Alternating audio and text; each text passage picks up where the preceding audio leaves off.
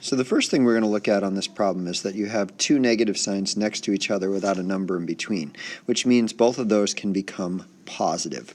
The second thing we want to look at is we need to find a common denominator, which I believe is going to be 8 because both 4 and 8 go into 8. So I'm going to multiply both of these numbers, the 4 by 2 and the 1 by 2. And I'm going to rewrite this as negative 4 3/8 plus 1 2/8.